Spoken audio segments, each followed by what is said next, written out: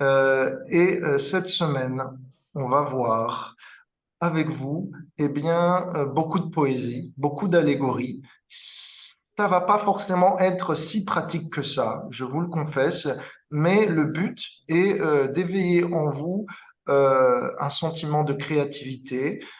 Et lorsque vous allez regarder la nature autour de vous, puissiez vous la voir avec l'œil de la bhakti, avec les yeux imbibés de dévotion.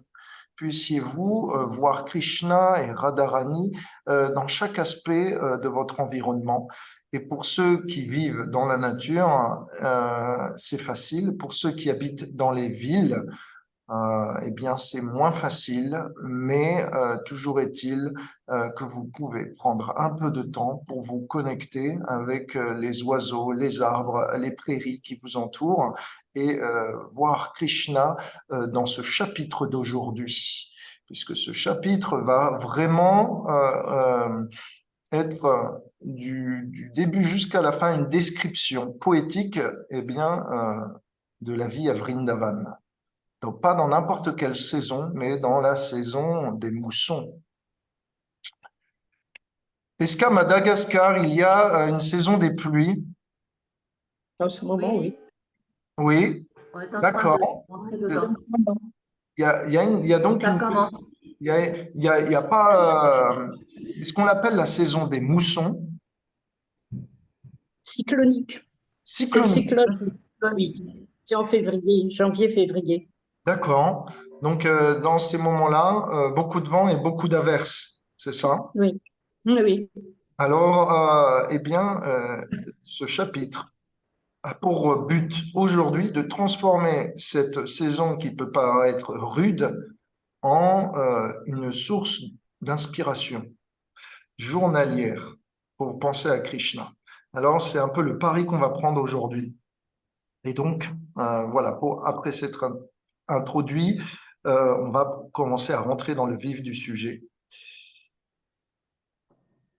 La semaine dernière, pendant la matinée, Balaram avait anéanti sous la chaleur torride de l'été à Bandiravan le démon Pralambasura. Peu après, dans le début d'après-midi, s'était déclaré un feu de forêt. Rappelez-vous. Maintenant, Krishna et Balaram rentrent triomphalement au village de Nandagram, où viennent accueillir Yashoda, Nanda Maharaj, toutes les gopis qui ont souffert de la séparation de leur bien-aimé au cours de la journée.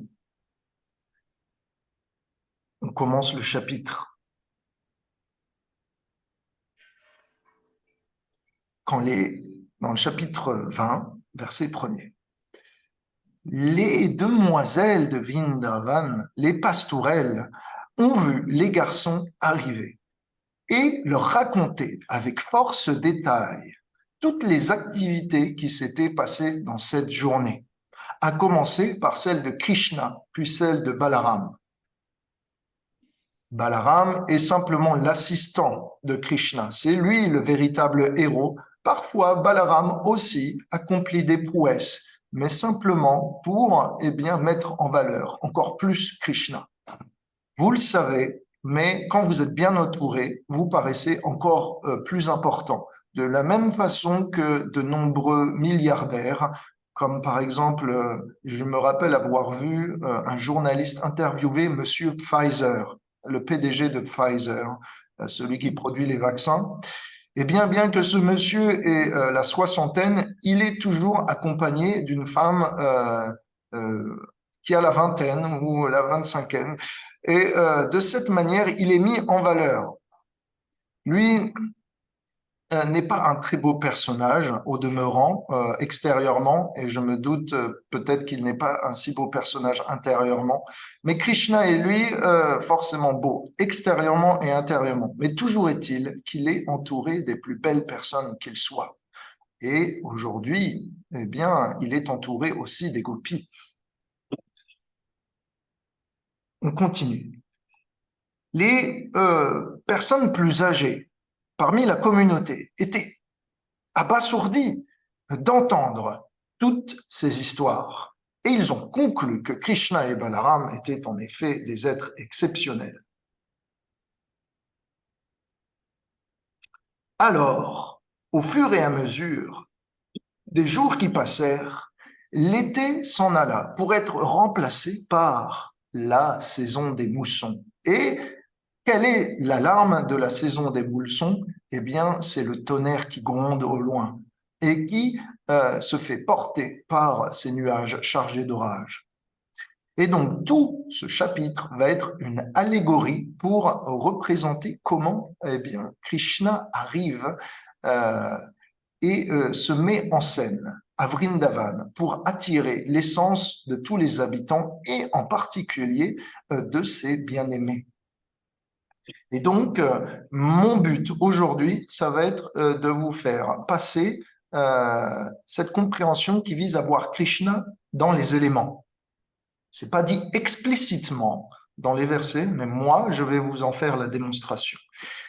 Et après la fin de ce chapitre, je vais garder un peu de temps pour présenter aussi un autre sujet cette semaine, celui de Chaitanya Mahaprabhu, parce que je ne pourrais pas aborder le chapitre 21 sans parler de Chaitanya Mahaprabhu, puisqu'il est l'incarnation de Radharani il y a 500 ans.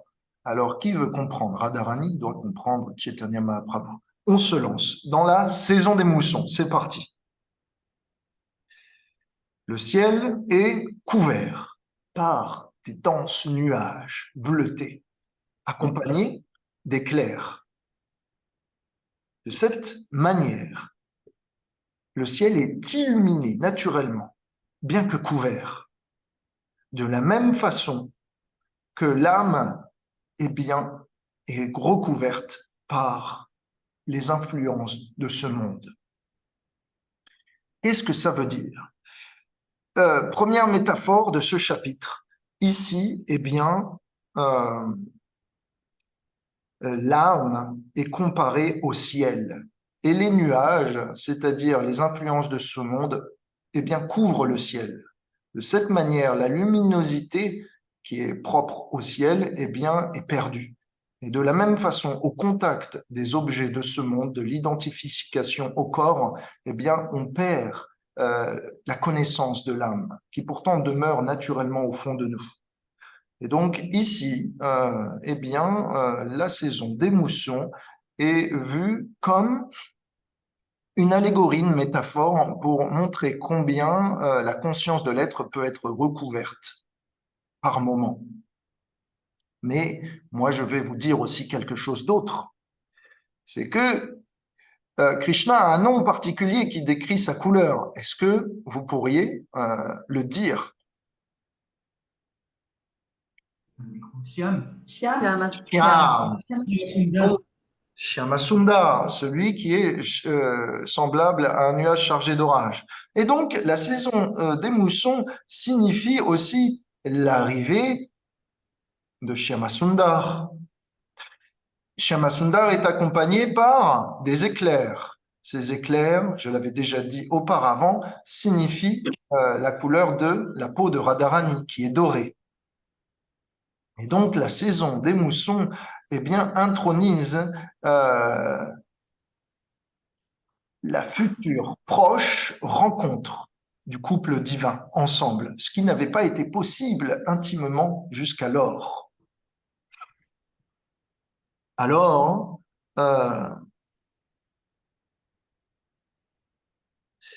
la même façon que Krishna est un nuage chargé d'orage qui peut couvrir le ciel, qui est ici comparé à la conscience, pour ceux qui lui sont inimicales ou inimicaux, Krishna peut être aussi le nuage chargé d'orage qui, par sa pluie, atténue la soif de ses dévots. Donc, d'un côté, pour ses ennemis, Krishna est celui qui couvre la conscience, conscience comparée au ciel, et de l'autre, Krishna est celui qui, pour ses amis, donne la pluie de l'amour pour satisfaire leur soif de bonheur. Krishna agit avec les uns, avec les autres, mais il est toujours neutre. Je fais un petit aparté pour vous montrer que Krishna est neutre. Krishna est neutre dans le sens où si vous allez en enfer, Krishna vous accompagne. Si vous allez au paradis, Krishna vous accompagne.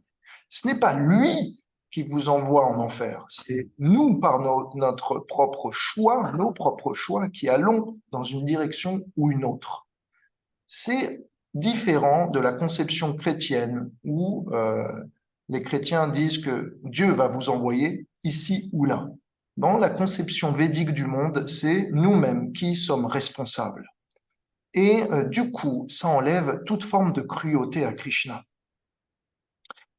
Il y a une chose merveilleuse aussi, c'est que Krishna se fait visible à ses dévots. Et, comme je l'ai dit, il donne la pluie, l'eau grasse, l'eau de sa miséricorde, pour ceux qui lui sont amicaux. Mais pour ceux qui refusent cette offre de Krishna, d'être à son contact, Krishna se cache dans leur cœur et toujours essaye de les inspirer. Et donc, Krishna ne voit pas simplement à travers nous, mais Krishna essaye aussi de nous faire passer à travers les épreuves de la vie, à travers les conséquences de nos décisions, à travers les réactions karmiques. Donc Krishna n'est pas simplement un observateur de toutes nos émotions, mais il est aussi quelqu'un chargé de nous inspirer pour notre profit, pour notre bénéfice. Donc Krishna joue un double jeu. Il joue le jeu d'un ami, d'un interprète, d'un témoin. On continue. Avec ses rayons, le soleil avait pendant 8 mois bu toutes les réserves d'eau de la terre et de ses richesses sous la forme de l'eau.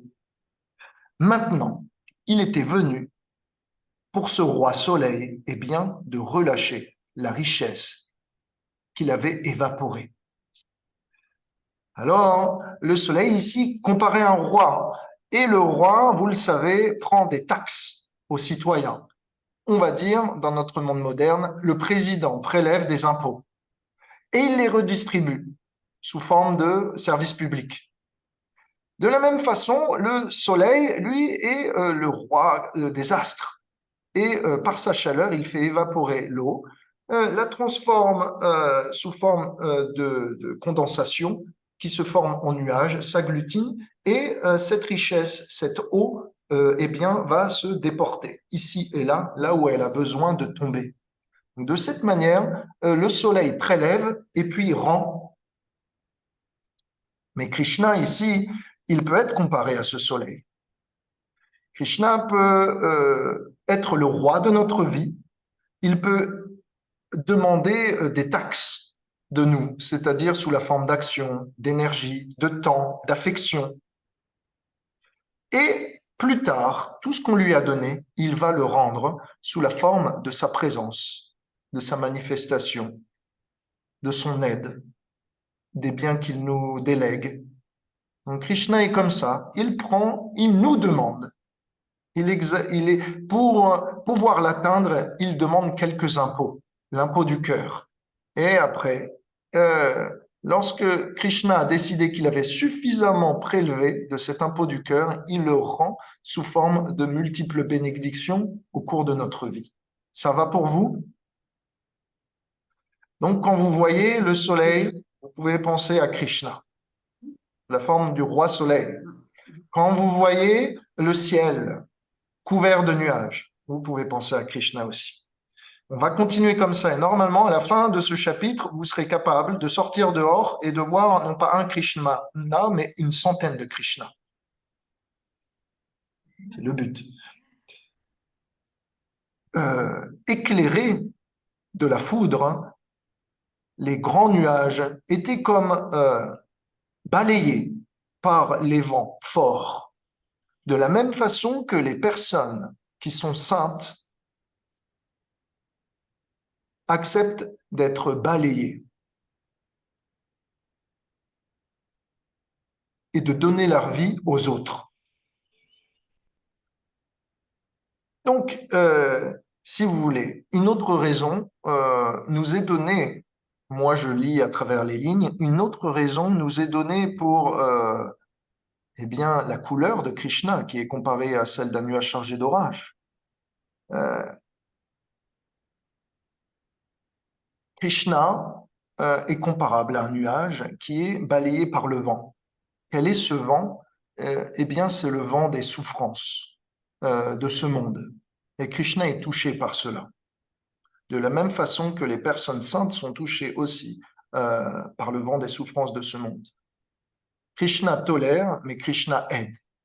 C'est ce qu'on peut lire en filigrane dans cette métaphore. On continue. Donc rappelez-vous, vous voyez un nuage balayé, bougé par le vent, c'est Krishna qui accepte d'être déporté. C'est Krishna qui accepte les émotions d'autrui.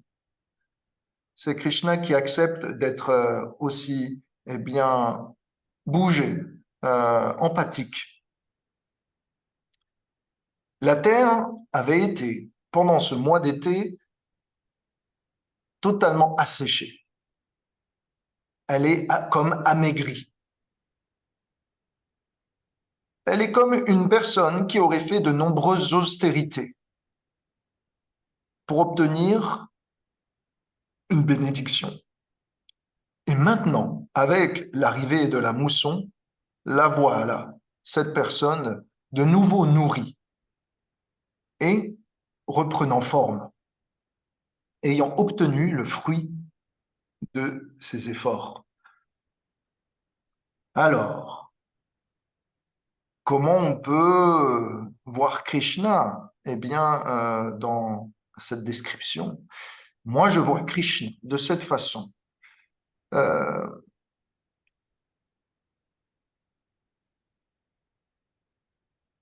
La terre, sans la présence de Krishna, est asséchée. Elle est asséchée par le poids du fardeau des activités humaines. Elle est asséchée par le poids de ne pas avoir la présence de sa personne, de sa qualité et de son amour. Mais lorsque Krishna revient sur terre, naturellement, tout redevient magnifique et tout le monde est réenchanté. Et donc, vous savez, la terre est aussi une compagne du Seigneur Narayan. Et la terre est aussi au contact bien, des pieds de Krishna. Et donc, la terre est toujours à la recherche du contact permanent des pieds par lotus de Krishna. Et donc, lorsqu'il part, elle en ressent bien, une profonde souffrance. Et lorsque le nuage chargé de mousson arrive, eh bien, naturellement, elle reprend forme. Lorsque Krishna revient, eh bien, la terre délivre sa richesse. Voilà pour la poésie. Dans la nuit, durant la saison des pluies, l'on peut percevoir des lucioles, bien que les étoiles et la lune ne soient pas perçues. Effectivement, les nuages couvrent les astres. De la même façon, dans l'âge de Kali, dans cet âge de ténèbres, les activités qui prédominent sont les activités impies. Ces activités impies se voient soutenues par des doctrines athéistiques qui viennent bien, couvrir la véritable connaissance des Védas. Alors, les lucioles ici sont comparées à des personnes qui prétendent apporter la lumière de la connaissance, comme Darwin, comme, disons, les scientifiques qui vous promettent l'homme augmenté, ou comme toutes ces théologies, ou plutôt philosophies économiques, le communisme, le capitalisme, qui vous promettent le bonheur. Elles vous prétendent apporter la lumière, mais ce sont en fait simplement des petites lucioles qui, comparées aux astres de la nuit, qui sont en fait la connaissance des Védas, font pas le figure. Et donc l'âge de Kali couvre ces astres. Ils ne sont pas visibles directement. Il faut attendre que la saison passe. Et aujourd'hui, quand Krishna arrive, c'est dans une situation difficile où les démons comme Kamsa sont venus propager l'athéisme, sont venus combattre sa personne. Mais Krishna va bientôt dissiper ces faux porteurs de lumière que sont les lucioles et va bientôt montrer euh, dans cette nuit la lumière des astres. Oui, effectivement, Krishna, quand il est arrivé sur ce monde, beaucoup de personnes l'ont critiqué. Peu de personnes l'ont compris. Il le dit dans la Bhagavad Gita. Naham prakasha sarvasya yoga maya samavrita. Tous disent que je suis humain, j'ai l'air humain. Je joue le rôle d'un humain, mais je suis au-delà de ça. Et donc, quand Krishna est arrivé dans ce monde, beaucoup l'ont critiqué. Ces personnes-là sont semblables à des lucioles qui couvrent le véritable savoir des Védas et la vérité. Là, en ce moment, en Inde, eh bien, je vois beaucoup de lucioles la nuit et c'est merveilleux. Ça donne un semblant de féerie. Est-ce que vous avez ça à Madagascar? Est-ce que vous avez des lucioles qui volent dans le ciel la nuit? Non, on va pas. On n'en a pas vu. Il n'y en a pas, hein? Ok. Est-ce que vous avez ça au Portugal? Oui, on en a quelques-unes, ouais. On en a quelques-unes. On les voit pas voler, Quelques-uns. on les voit scintiller. On les Ouais. voit scintiller dans les buissons la nuit. Donc maintenant, vous pourrez vous rappeler, elles sont comparables à des faux porteurs de philosophie, à des faux porteurs de lumière. Mais Krishna est le véritable astre qui illumine. Alors, on continue. On nous raconte les crapauds et les grenouilles qui étaient jusque-là restées silencieuses durant cette période de l'été, maintenant commencent à croasser. De la même façon, toutes les personnes qui avaient dû rester en silence durant la saison de l'été, impossible de sortir, pouvaient maintenant réciter des mantras, puisque leur gorge n'était plus sèche et qu'ils avaient de l'eau pour pouvoir prononcer des mantras. Donc, on nous dit, quand Krishna arrive, quand la saison des moussons, qui est comparable à Krishna, arrive, naturellement, les gens peuvent s'hydrater et prononcer, glorifier sa personne, prononcer des mantras, des prières. Quand Krishna arrive, eh bien, le monde s'enchante. Les personnes saintes se montrent, se manifestent. On continue les métaphores avec l'avènement de la saison des pluies. Les insignifiants ruisseaux et rivières sortaient maintenant de leur lit. De la même façon que lorsque le corps reçoit trop de demandes d'essence, ces derniers deviennent difficiles à contrôler et sortent de leur habitude. Donc ici, les rivières sont comparées à nos sens, et lorsque les sens sont trop suscités, ils sortent de leur chemin habituel prescrit. Et quelle est la relation avec Krishna? La relation avec Krishna, c'est que lorsque Krishna arrive, nous qui avons le contrôle de nos sens, naturellement, nous le perdons. Pourquoi? Parce que Krishna est surprenant, Krishna est attractif. Et même les plus grands yogis qui peuvent se contrôler, vivent à plusieurs milliers de mètres d'altitude, sous la neige, ou simplement rester sous le soleil en méditation sans ressentir la souffrance des saisons, ces derniers-là, lorsqu'ils voient Krishna, ne peuvent pas résister et se mettent donc à sortir de la méditation et à se comporter comme ils n'ont pas l'habitude, pratiquement comme des hommes fous. Et donc ici, en filigrane, nous est décrit ce que vont vivre les gopis. Les gopis avaient leurs habitudes, mais cette fois-ci, durant l'arrivée du nuage chargé d'orage, elles vont devoir sortir de leur lit.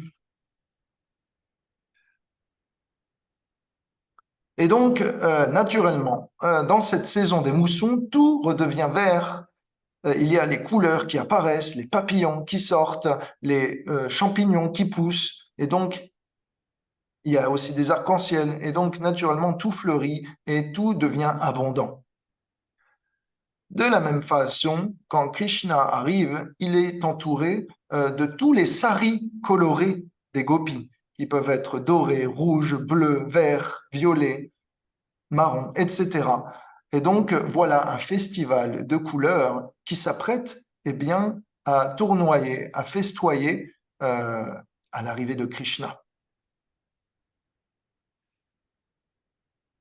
La saison des moussons, la saison des pluies est une grande bénédiction pour tous les fermiers, les jardiniers, pour tous les maraîchers.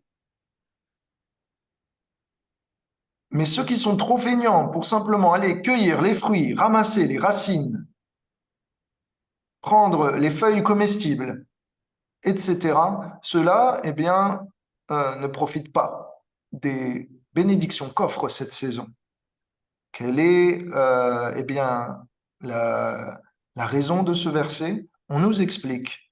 La saison des pluies donne joie aux fermiers, mais ne donne aucunement un bénéfice à ceux qui sont trop feignants pour pouvoir aller prendre les fruits. De la même façon, Krishna propose les fruits de sa présence, les fruits de la pratique de la bhakti, c'est-à-dire les fruits de la prière, les fruits de la discussion, de ses gloires, les fruits des divers rituels qu'on peut offrir à son effigie. Krishna nous propose aussi de prendre les fruits des restes qu'on a offerts lorsqu'on lui a cuisiné des repas. De cette manière, il est possible de satisfaire de tant de manières, si simplement Krishna. Mais pour cela, il faut un effort, il faut agir et apprendre à servir.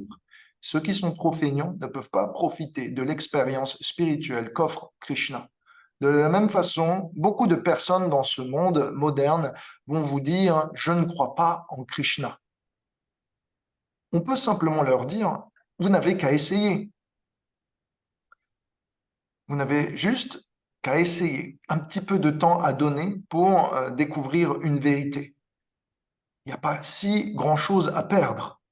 Les gens sont prêts à dépenser au bar et au restaurant beaucoup d'argent. Et ils sont prêts aussi à dépenser beaucoup de temps pour faire des études, pour finalement se rendre compte que le travail qu'ils espéraient n'est pas celui finalement qu'ils attendaient. Donc on peut dépenser du temps et de l'argent pour des choses si futiles. Mais pour découvrir la vérité de ce monde, pour découvrir la chose qui pourrait nous donner un but dans l'existence, un but capable de servir autrui et nous élever en conscience, les gens ne sont pas prêts à faire du temps, à prendre leur temps. Donc, ce service de dévotion, cette activité en lien avec Krishna est si facile qu'on ne fait simplement que demander un essai aux gens qui veulent bien être sincères pour découvrir la raison de leur être, comprendre l'origine de leur environnement et qui veulent essayer de s'astreindre à quelques règles et régulations pour bien, grandir en amour. Ceux-là sont considérés, ces gens qui veulent bien accepter ce labeur de la dévotion, de l'amour, comme des fermiers. Les autres sont considérés comme bien, des feignants. En français, on appelle ça l'ascédie. Est-ce que vous avez déjà entendu ce mot? C'est l'ascédie. Ça vous dit quelque chose? Ascédie? Moi, je connais avec le C. Ascédie. A-C-E-D-I-E, c'est un mot qui est repris dans la liturgie chrétienne comme l'un des 7 péchés capitaux.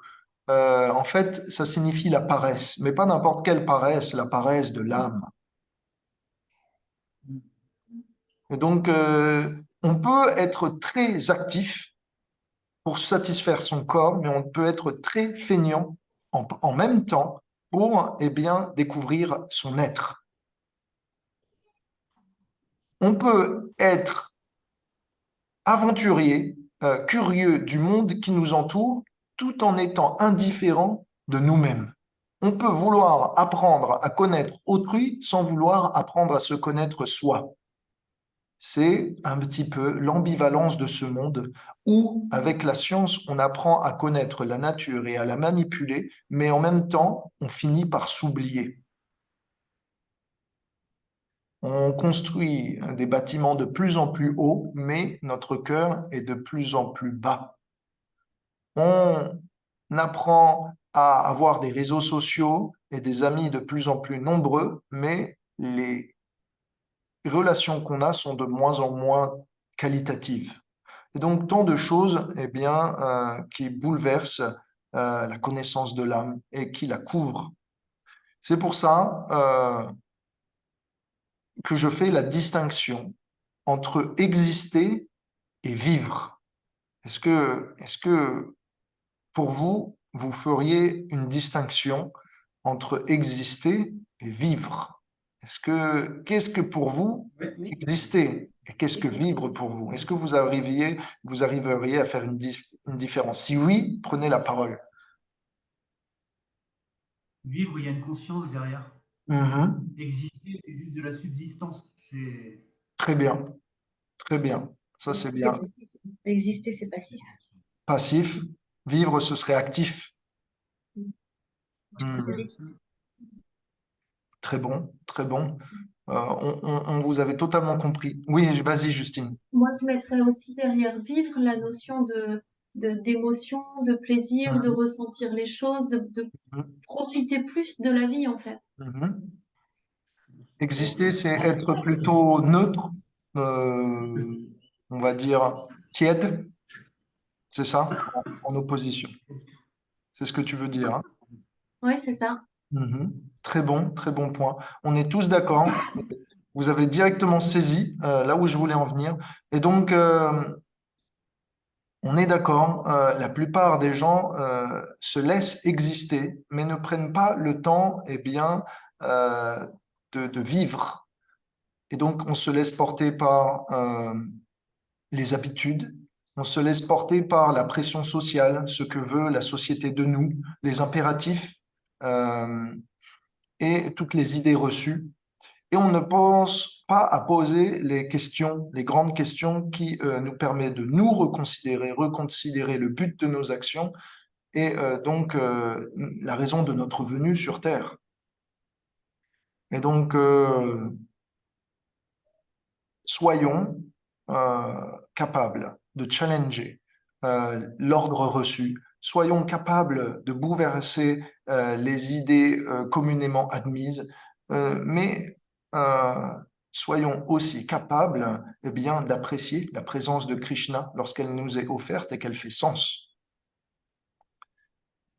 Donc voilà, ne soyons pas ascétiques, ça veut dire paresseux dans l'âme, soyons actifs intérieurement et aussi extérieurement. Est-ce que vous avez pour vous des questions, des remarques, ou on continue? Ça va? Ok. C'est un chapitre spécial cette semaine puisque c'est un chapitre purement métaphorique. Euh, et donc, euh, ce ne sera pas tout le temps comme ça. Ça a une saveur particulière. C'est le chapitre de l'artiste, si on peut dire. Ah, toutes les créatures de la terre et de l'eau prennent avantage de ces pluies. Leurs formes apparaissent maintenant attractives et plaisantes, de la même façon que le dévot, le serviteur de Dieu, devient magnifique en s'engageant dans son service. Et là, Prabhupada, ou plutôt les disciples de Prabhupada écrivent: nous avons une expérience pratique de cela, parce que les membres de la société de l'ISKCON avaient au début des airs négligés, Rappelez-vous, les disciples de Prabhupada, les 5000 disciples qu'il a initiés, étaient pour la plupart des hippies, venant pas forcément des basses classes de la société, mais venaient de personnes qui rejetaient toute notion de valeur et de normes et qui se laissaient aller, qui se négligeaient. Donc c'était l'époque des longs cheveux, de la barbe, etc. Et quand ils ont joint dans l'ISKCON, qu'ont-ils fait? Ils se sont mis à se raser la tête, la barbichette, ils se sont mis à s'habiller en couleur, etc. Je vais même vous raconter que vous connaissez Tamal Krishna Goswami, le bras droit de Prabhupada? Est-ce que vous avez déjà entendu parler de lui? Oui. Oui. Euh, Sachez que ce bras droit de Prabhupada, pour illustrer ce qui est dit, avait été récupéré dans une communauté en Amérique, une communauté particulière puisque c'était une communauté nudiste. Et quand Prabhupada est arrivé, eh bien, Tamal Krishna, qui à l'époque portait un autre nom, était en train de jardiner tout nu. Et donc, Prabhupada lui a dit, ne sais-tu pas ce que tu es censé faire? Peu après, Prabhupada a donné une classe devant plus d'une quarantaine de nudistes, donc les membres de cette communauté, après quoi deux ont été convaincus parmi tous ces nudistes de devenir ses disciples, dont l'un des deux était Tamal Krishna Goswami et l'autre, qui va devenir aussi célèbre, Mahavishnu Swami. Donc l'un va être le bras droit de Prabhupada et l'autre va être, on va dire, l'emblème du kirtan dans le mouvement de Prabhupada à ses débuts. Et donc, eh bien, ils ont fini par s'habiller. Donc la conclusion, c'est que en s'engageant dans la conscience de Krishna, dans la prière, dans la spiritualité, naturellement, l'on devient pur à l'intérieur et ce qui est pur à l'intérieur apparaît aussi naturellement pur à l'extérieur. Et eh bien, on continue.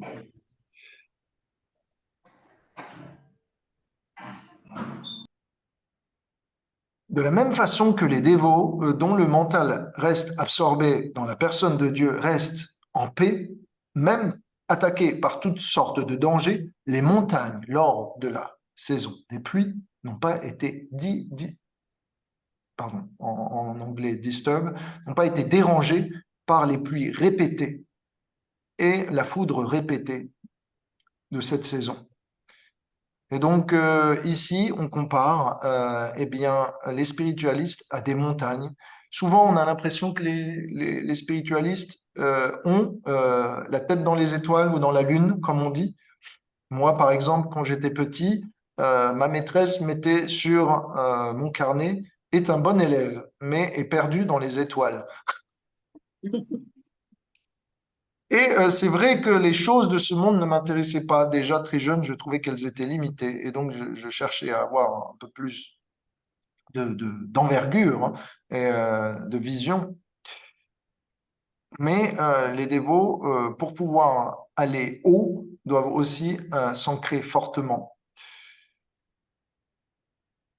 De la même façon que lorsqu'on veut faire démarrer une fusée, eh bien, il faut qu'elle soit bien harnachée au sol, que tout ait été prévu. Et donc, quand on veut se lancer dans le plan d'atteindre Dieu, il faut eh bien, aussi s'organiser. Et donc, c'est l'organisation quotidienne pour apprendre à aimer Dieu.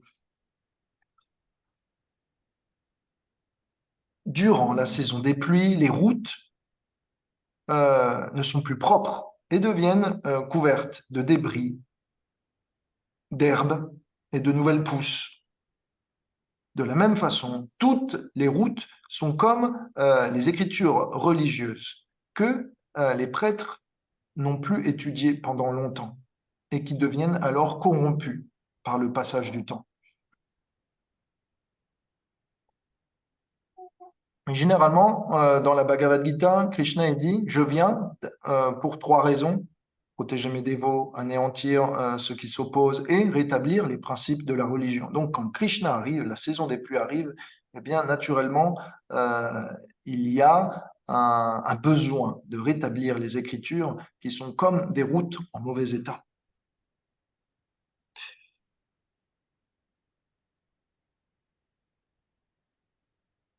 Ok. Pendant la saison des pluies, la lune ne peut pas faire son apparition puisqu'elle est couverte par les nuages. De la même façon, l'être vivant dans l'existence matérielle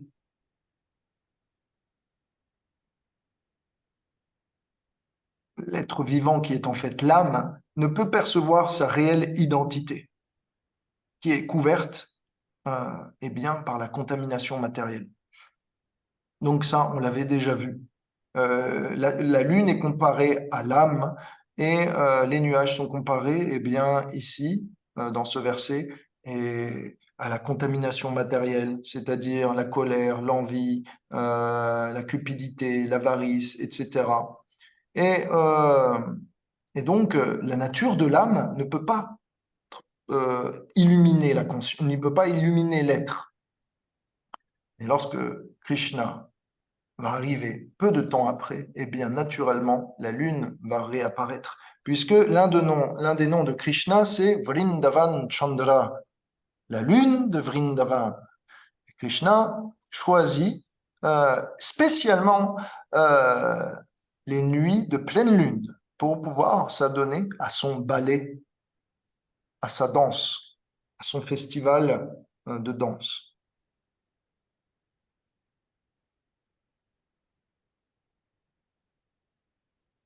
Ok. Il y a beaucoup de métaphores. Je me permets de passer un petit peu.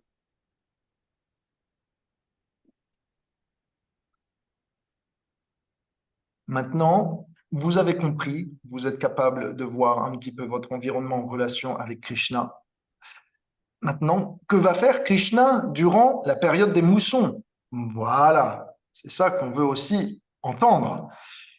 On nous dit dans le verset 25, quand la forêt de Vrindavan était devenue maintenant resplendissante par les pluies successives, elle était maintenant rendue remplie de dattes, de fruits, de mûres. Et Krishna, accompagné par ses vaches et ses amis, appréciait tous les fruits nouvellement donnés par la forêt. Que font les Gopas quand la saison des pluies s'abat? Chacun a un parapluie. Et donc tous essayent de couvrir Krishna eh bien, de la pluie qui peut tomber. La pluie est spéciale à Vrindavan puisque lorsque le vent est froid, la pluie est chaude. Donc la pluie est toujours, même si elle touche la peau de Krishna, parfaitement dosée, à bonne température. De la même façon que vous appréciez prendre une douche chaude, lorsque la pluie est chaude, j'imagine que vous prenez aussi un certain plaisir. Et donc telle est la saison des moussons à Vrindavan. Elle est toujours plaisante. Il y a aussi des choses spéciales lors de cette saison des moussons, c'est que effectivement, plus tard, pas maintenant, mais plus tard, lorsque Krishna et Radharani vont grandir, ça va être l'occasion pour eux, eh bien, de sortir sans être vus. Parce qu'avec les cordes qui tombent, le brouillard qui s'élève, naturellement, le couple divin peut sortir de chez eux et se retrouver sans être vu par les différentes personnes en charge de leur foyer.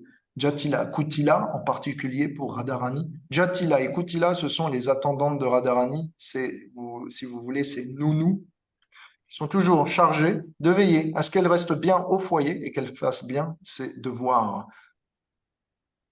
Bien sûr, Radharani s'arrange toujours pour travestir quelqu'un avec son apparence, comme par exemple Soubal, ou c'est-à-dire son petit frère, son cousin, ou Ananga Manjari, sa petite sœur, ou quelqu'un qui a le teint doré comme elle et qui peut jouer pendant quelques heures le rôle de Radharani.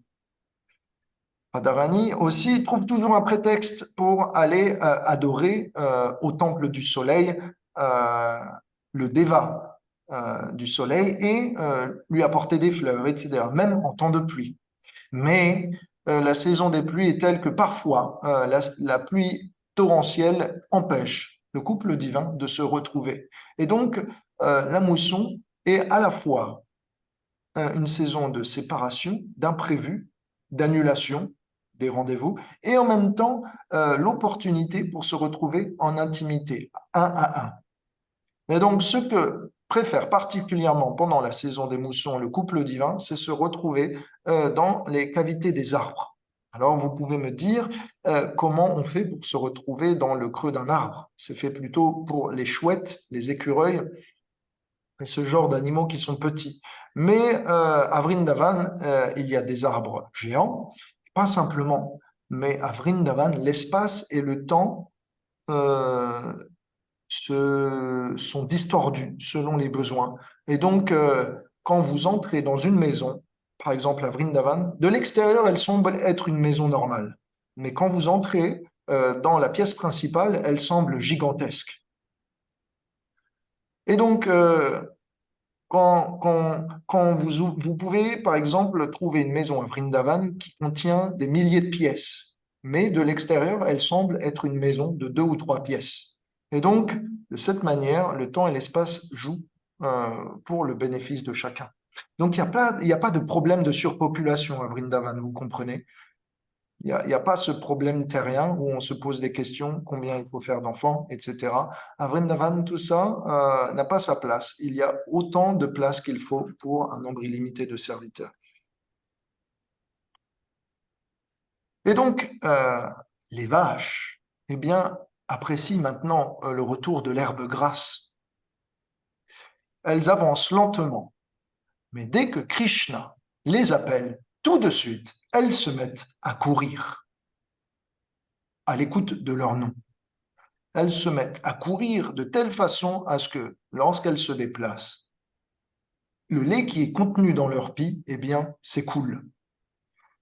Et donc, de cette manière, la terre reçoit comme un abhishek. L'abhishek, c'est-à-dire voilà, la cérémonie où on baigne avec diverses substances précieuses. Donc, la terre reçoit un abhishek. Dans cette saison, les arbres aussi offrent leur sève, leur miel.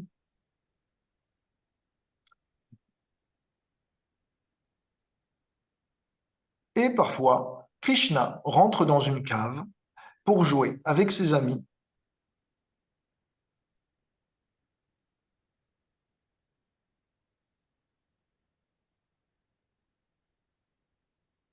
Dans cette saison, Mère Yashoda préparait souvent du riz avec du yaourt qu'elle envoyait depuis la maison en subsistance supplémentaire. Et donc, en la compagnie de Balaram, Krishna appréciait manger dans le creux d'un arbre ou dans une cave.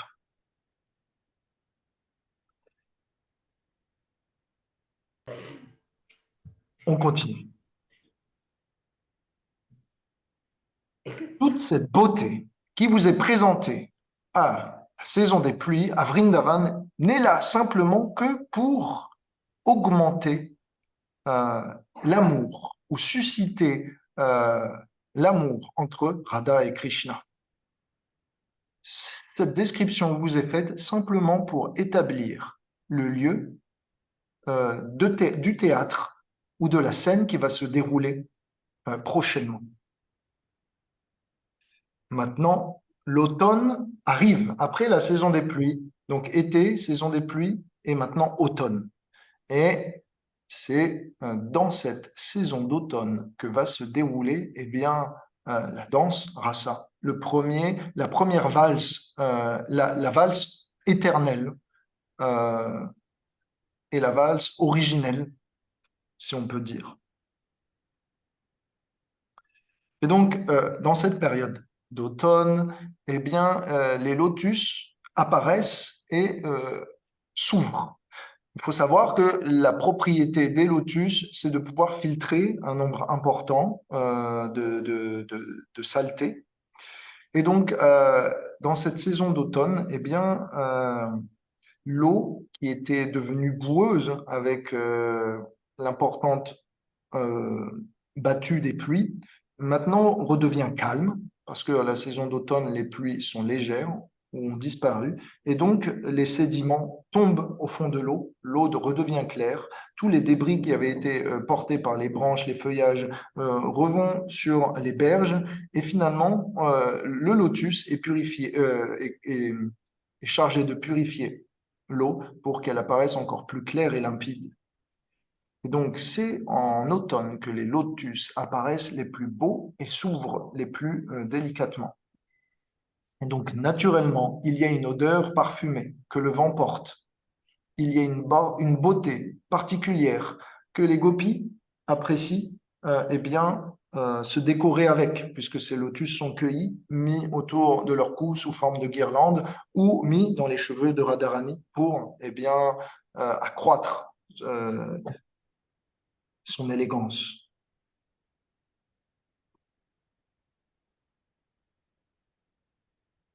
L'automne est particulier puisque c'est maintenant la saison où on est véritablement libéré. On peut sortir toute la journée. Et donc, c'est une saison où la boue disparaît. Et donc, tout devient plus propre. Tout devient plus propice aux activités. Et donc, naturellement,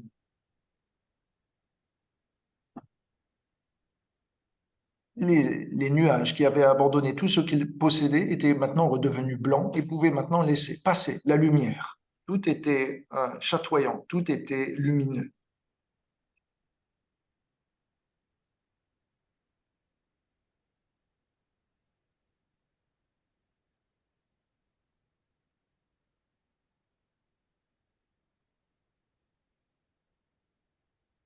Il y a un nombre important de métaphores et je pense qu'aujourd'hui, je vais un peu les passer. Me permettez-vous?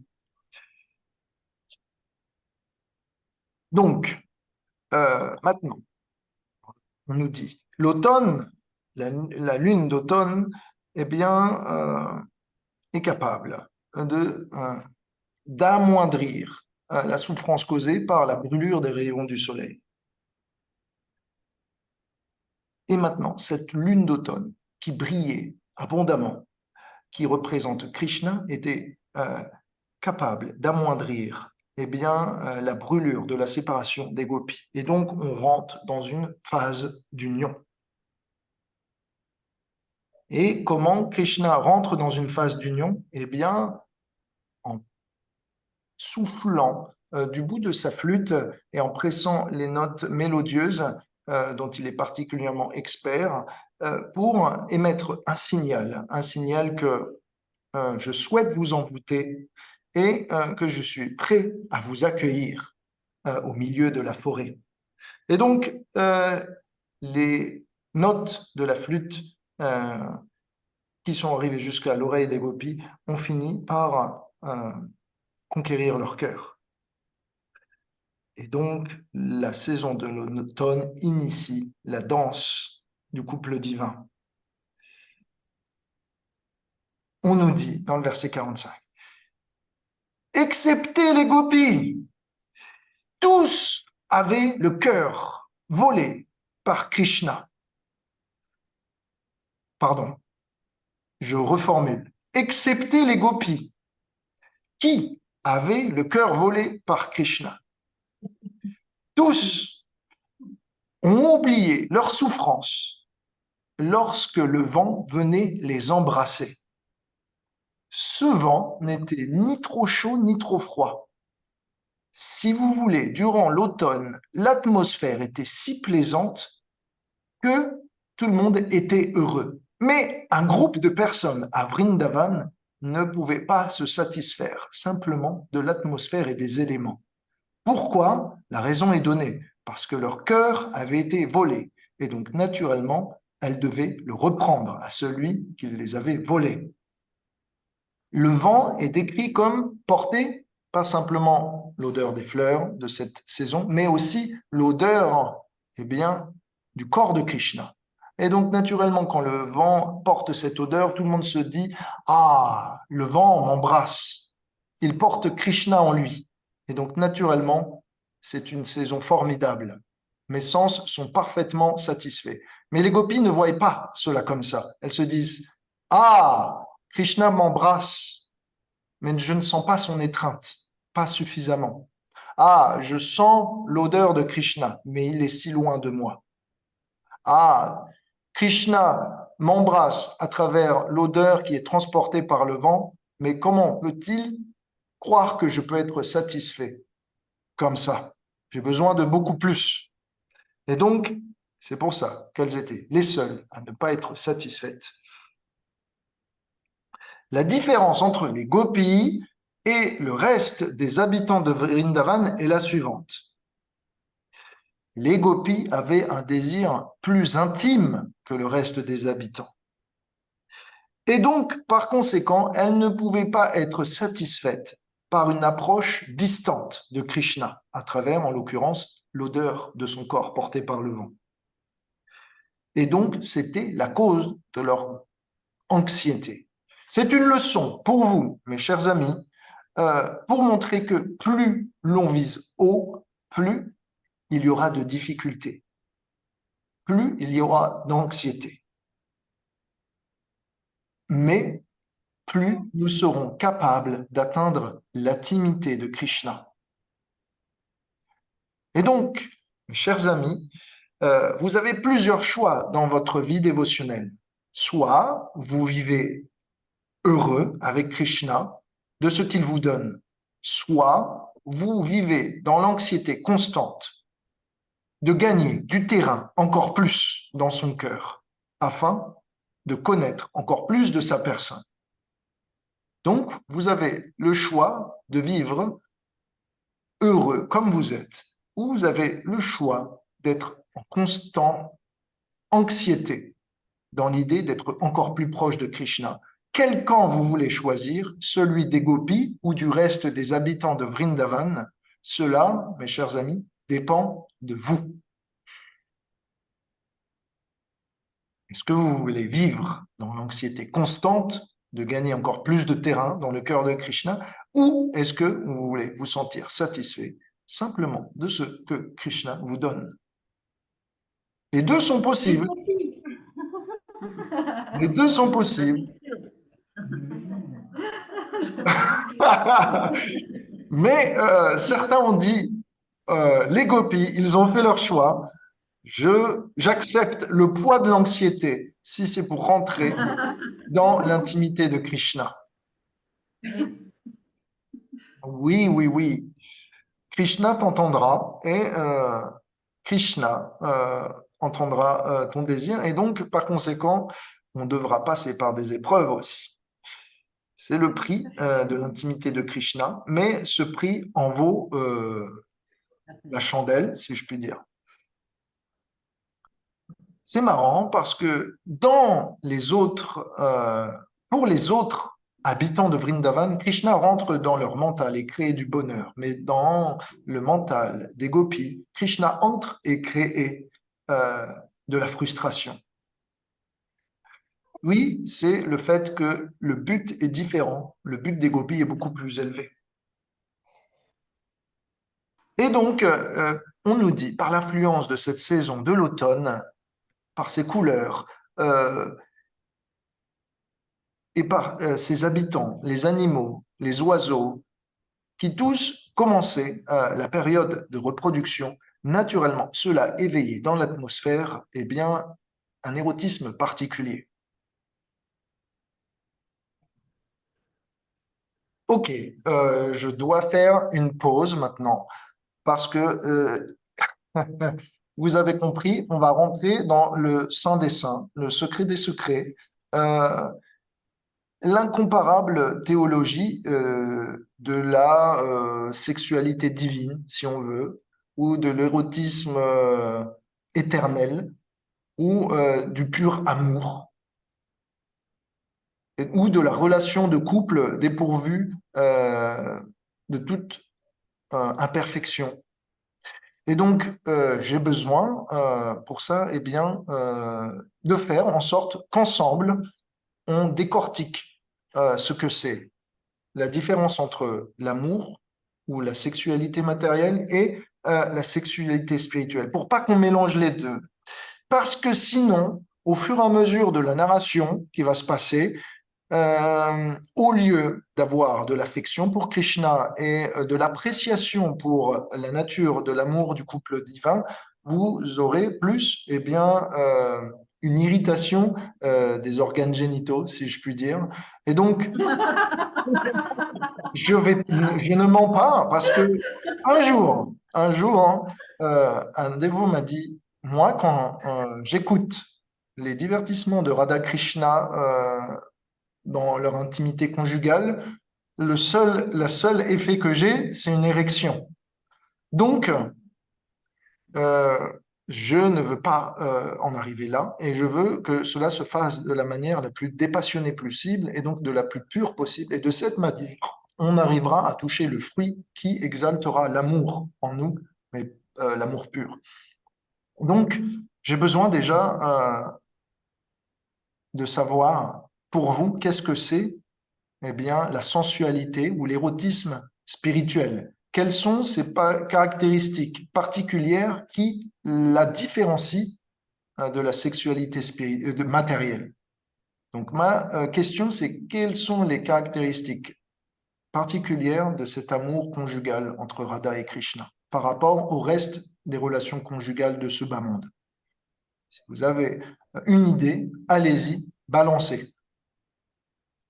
Ben, c'est le cœur. Hein. Le cœur. Des frissons dans le cœur. Et aussi, il y a des frissons qui parcourent le corps aussi. Qui se rendent, et puis, plein de palpitations, enfin, des trucs comme ça. Ok, donc ce serait une différence émotionnelle. Oui, oui. Si je me faisais l'avocat du diable, je pourrais dire, on peut avoir des frissons et on peut avoir des palpitations dans le contact intime de l'autre. Oui. Mais c'est Donc différent. il faudrait aller plus loin dans la définition. Leur jeu dans la séparation et leur attraction, en fait. Ok. Est-ce que tu veux dire un peu plus? Peut-être la séparation et de nourrir l'attente de l'autre et de son amour dans la spiritualité, ça va accentuer encore le désir. Très bon point.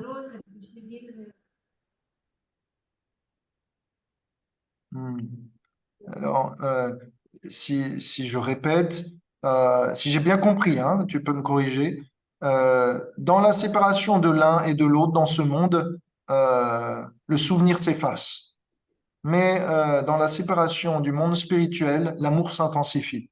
C'est ça? Oui, c'est ça. Ok, très bon point. Ça, c'est un signe spécial. C'est que dans la séparation ou dans l'union, eh bien, l'intimité du couple divin est toujours florissante, où leur attraction est sans cesse grandissante.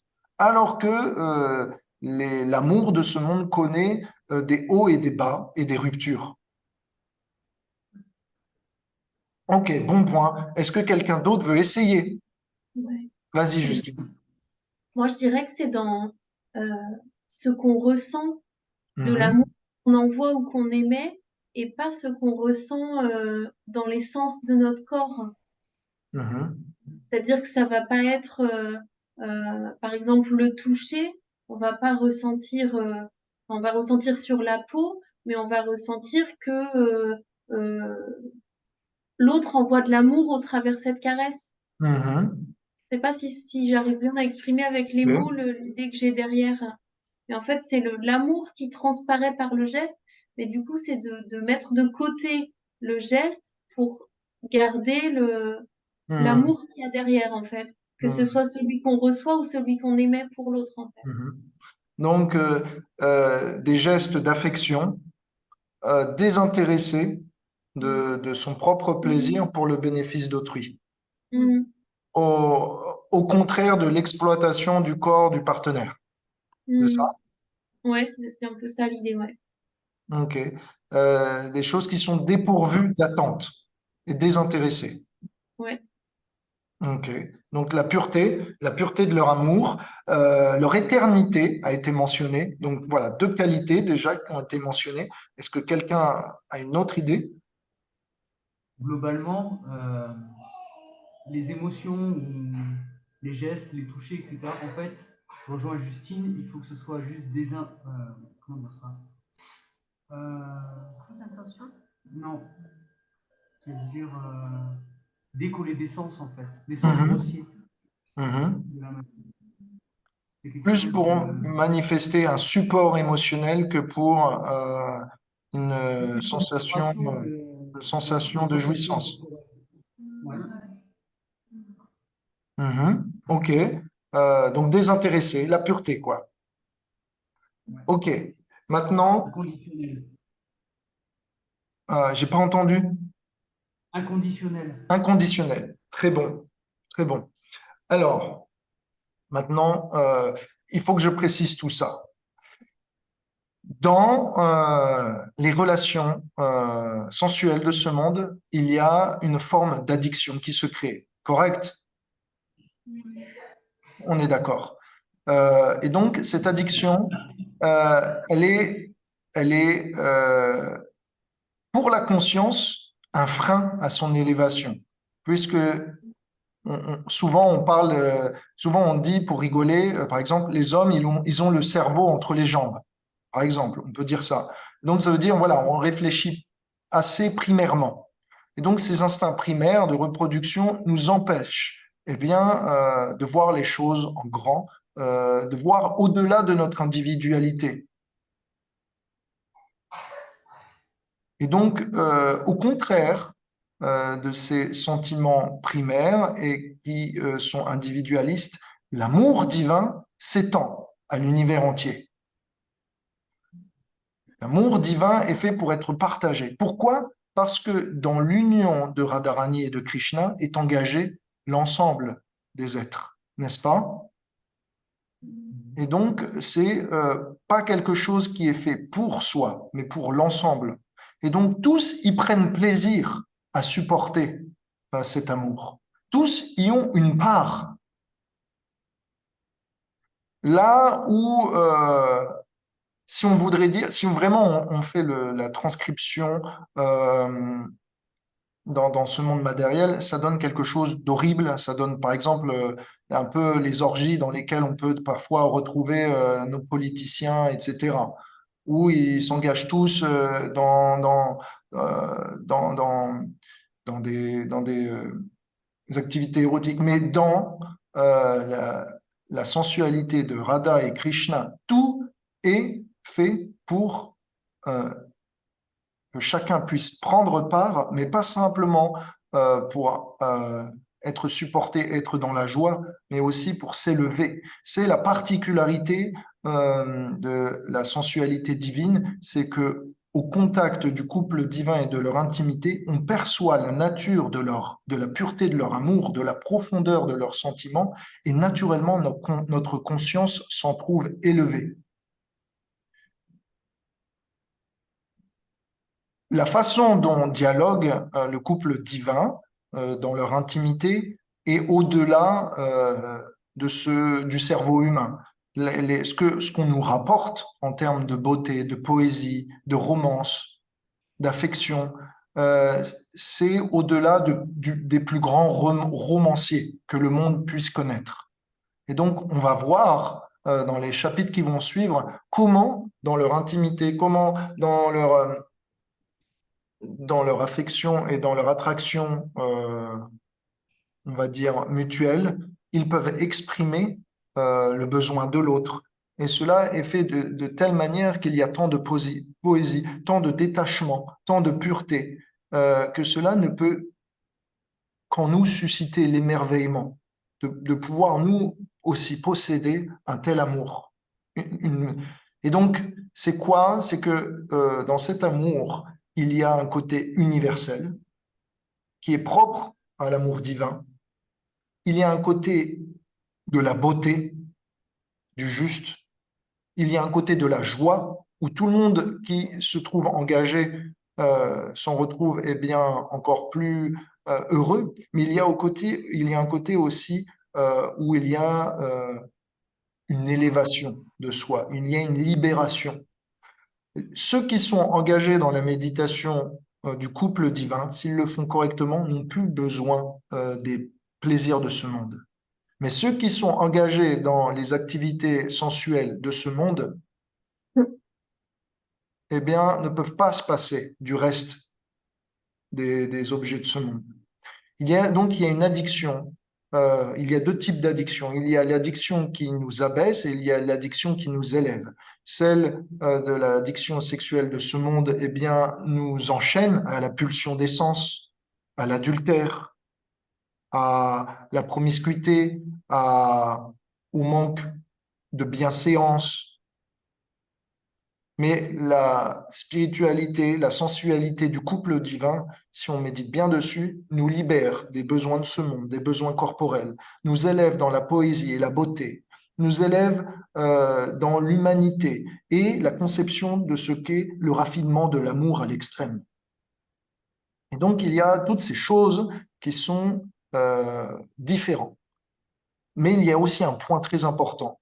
L'amour de ce monde, l'amour conjugal de ce monde ne vous empêche pas de vous libérer du cycle des morts et de renaissance. Mais l'amour spirituel vous permet de vous libérer des chaînes de votre corps pour vivre dans un corps spirituel éternel. Et donc, il y a une grande différence dans le fruit et le produit, dans le résultat. Donc ça aussi, c'est un point à marquer. C'est que si on médite bien sur les divertissements de Radha Krishna, les Védas nous disent Shadan Vito Nushriyodan Atavarnaed. Quand vous écoutez avec foi les divertissements de Radha Krishna, Ridurogam Ashvapaidoti Hachniradira, toute la maladie du cœur, l'attachement, les vices qui sont contenus dans la conscience sont détruits. Donc, il vous est donné l'opportunité de pouvoir détruire la maladie du cœur, la maladie de la jouissance, de l'exploitation, de vouloir s'individualiser dans son plaisir. Il vous est donné la chance, par cette écoute de ces divertissements intimes de Radha et Krishna, de pouvoir concevoir la perfection de l'amour et de pouvoir le vivre en méditation et de pouvoir percevoir en vous la volonté d'achever cette perfection. Donc, mes amis, c'est une opportunité pour nous de grandir spirituellement.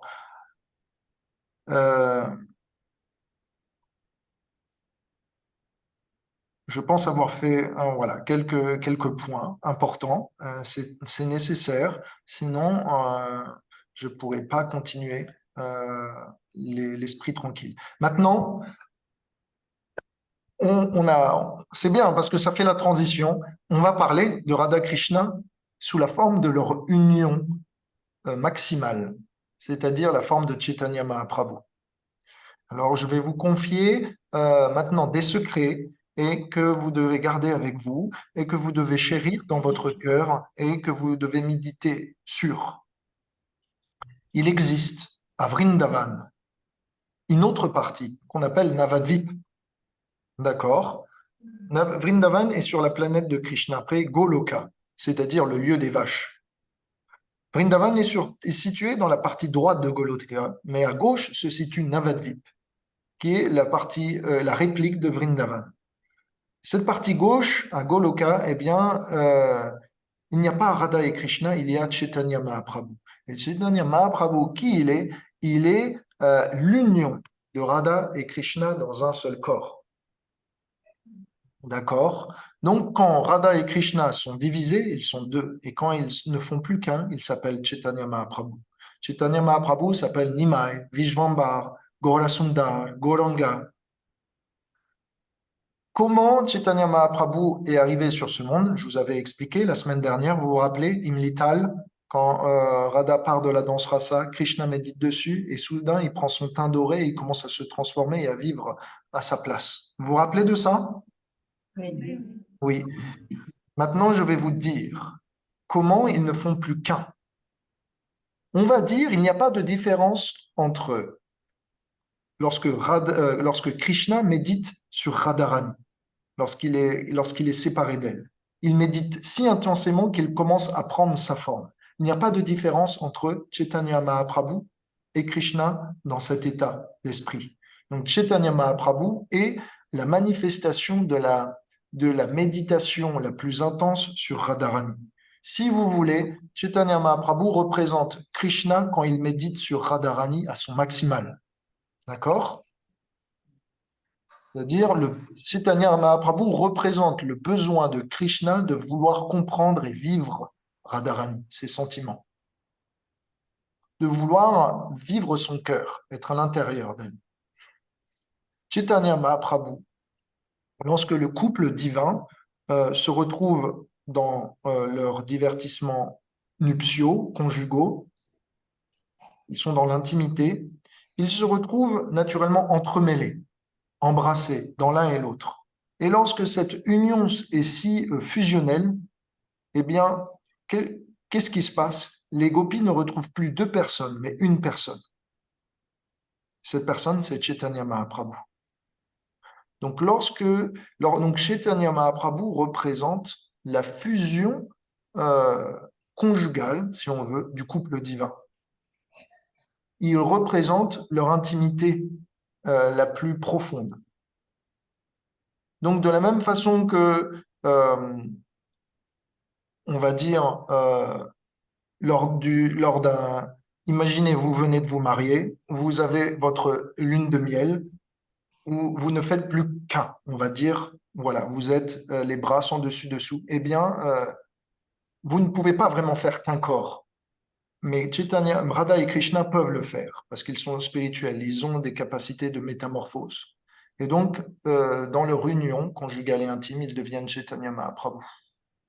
Et donc, qu'est-ce que ça veut dire? Ça veut dire que Chaitanya Mahaprabhu est l'expression des sentiments conjugaux les plus raffinés, les plus intimes de Radha et de Krishna. Il est l'expression des sentiments de Radharani à son maximum, puisque c'est le secret, le saint des saints. Donc Chaitanya Mahaprabhu, qui est venu dans l'âge de Kali distribuer le Mahamantra Hare Krishna, Krishna Krishna, Hare Ram, Ram Ram, Hare Hare, et cette incarnation de Dieu qui représente l'intimité du couple divin. Pourquoi cette intimité du couple divin est maintenant publique à tous dans cet âge de Kali où les gens sont ignorants et encore plus athéistes que dans les autres âges? C'est parce que Radharani a donné une bénédiction supplémentaire. Elle a dit, maintenant, je vais donner au nom de mon héros, au nom de Krishna, une puissance si grande que lorsque les gens vont chanter ces noms, dans cet âge, ils vont pouvoir se libérer et pouvoir atteindre, comprendre cette intimité. Mais pas simplement.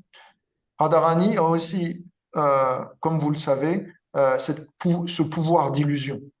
Vous savez, l'amour, on va dire, a ses raisons que la raison ignore, et donc l'amour illusionne. Si on aime quelqu'un, à nos yeux, il est beau, bien qu'en réalité, peut-être aux yeux des autres, cette personne n'a pas vraiment beaucoup de beauté. Et donc, Radharani, par son amour, est capable d'illusionner les gens autour qui pourraient mal comprendre son intimité et son amour. Et donc, ces gens-là passent simplement à côté et ne comprennent pas le fruit de l'amour de Dieu qui est donné et mis en place public. De la même façon, il est possible de lire tous les livres de Prabhupada, de chanter 16 tours de Mahamantra, de parler avec les dévots et d'aller à Vrindavan, de visiter régulièrement le, le, le Dham, le lieu de pèlerinage saint, et de passer à côté toute sa vie de ses secrets et des activités intimes de Radha et Krishna. Et donc, pourquoi? Parce que si on n'est pas qualifié, si on n'a pas la sincérité, eh bien naturellement, ça va pas nous attirer, ça va pas résonner en notre cœur. Et donc, on ne sera pas capable de cultiver cette attraction pour les divertissements de Radha Krishna, cette méditation sur leur association, cette réalisation de la beauté de leur amour. Et donc, on peut avoir sous ses yeux les prières de Radha Krishna, on peut avoir sous ses yeux les formes de Radha Krishna, on peut avoir sous ses pieds la terre de Radha Krishna et ne pas les désider et passer à côté de tout ça. Ne pas voir le joyau et ne pas prendre pour soi l'amour qu'ils ont donné. Et donc, je veux que vous puissiez peser l'intimité de Dieu aujourd'hui. Je veux que vous puissiez comprendre avec un esprit détaché, mesuré, la chance que vous avez de pouvoir comprendre la personne la plus extraordinaire du monde. Mais pas simplement ça, mais ses sentiments. Pas simplement ça, mais aussi son intimité la plus profonde. Donc je vous invite aujourd'hui à rentrer dans l'intimité de Radha et Krishna. Et pour ça, il faut passer par Chaitanya Mahaprabhu, puisque c'est lui qui nous a révélé ça, c'est lui qui a mis à disposition à travers la puissance, sa puissance. Quand Krishna est venu il y a 5000 ans, ce qu'il a vécu avec Radha n'a pas pu être ébruité. Cela est resté dans la bouche de certains. Ça a été un secret. Pourquoi? Parce qu'il y avait des conventions sociales à respecter. Et parce que Krishna ne pouvait pas avouer son amour à Radharani, puisque Kamsa et des démons étaient là. Et naturellement, ces démons s'en seraient pris à Radharani si Krishna avait révélé son cœur. Ses ennemis auraient essayé d'attenter à la vie de Radharani. Pour la protéger, Krishna n'a pas révélé au monde son affection pour elle. Et donc, c'est pour ça que pendant presque les 2/3 de sa vie, les 3/4 de sa vie, Krishna n'était pas à Vrindavan. C'était pour la protection des habitants de Vrindavan, de tous ces rois alentours qui étaient hostiles à la dynastie Yadu, à Krishna, Balaram, aux Pandava, etc. C'est pour ça que la guerre de Kurukshetra est arrivée sur la Bhagavad Gita, dont on a la narration. Donc Krishna ne pouvait pas publiquement parler de son amour et Radharani ne pouvait pas non plus, puisque et là écoutez bien, lorsque Garga Muni, c'est-à-dire le prêtre des Yadus et aussi qui est venu à Vrindavan, a essayé de marier Krishna, il s'est rendu compte, voyant le futur, que Krishna allait partir. Et donc, il s'est ravisé.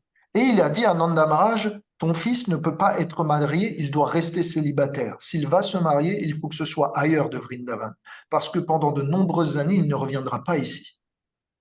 Et donc, par conséquent, s'il quitte sa femme, s'il quitte Vrindavan, les personnes vont être malheureux. La femme va subir la séparation. Krishna va devoir servir de nombreux dévots et servir de nombreuses causes. Et rarement, il sera chez lui. Et les habitants de Vrindavan, qui sont déjà éperdument amoureux de Krishna sans l'avoir vu, juste en entendant ses gloires, que vont-ils vivre lorsqu'ils vont être dans la présence de Krishna, quand ils vont connaître son intimité, et qui, après, vont être séparés de lui? Sûrement vont-ils commettre un suicide. Garga Muni, ayant compris la forte attraction des gopis envers Krishna, les a protégés en leur disant « Vous ne pouvez pas vous marier avec lui ». Et donc tous les jours, il y avait les parents des gopis qui venaient plébisciter Nanda Maharaj et Yashoda. s'il te plaît, notre fille est incomparable, sa beauté est juste sidérante, son teint est hâlé, sa peau est dorée, son effulgence est sublime, elle est même supérieure à la déesse de la fortune, Lakshmi Devi, la compagne de Narayan. Je ne vois qu'une seule personne capable de marier ma fille, et c'est ton fils, Nanda Maharaj. Par conséquent, je te demande de bien vouloir lui donner ta main. Nanda Maharaj, ne pouvant pas disconvenir aux ordres de son maître spirituel, Garga Muni, était obligé chaque jour, plusieurs fois par jour, de refuser les avances qui étaient faites, les propositions de mariage. Donc, dans cet état, Vrinda Devi, qui est bien celle qui est en charge, la déesse de la forêt de Vrindavan, et Purnamasi, qui est en charge de tous les divertissements qui se passent à Vrindavan, venaient se concerter. Et ils discutaient de cette manière. Vrinda Devi venait voir Purnamasi et lui disait « Ma chère Purnamasi, pardon, voici la situation. Les gopis, avec à leur tête Radharani, cherchent à se marier à Krishna, leur prince, et leur amour éternel.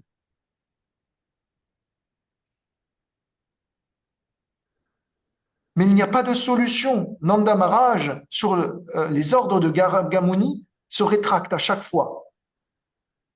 Le problème, c'est que les parents de ces gopis ont besoin de trouver à leur fille une autre personne.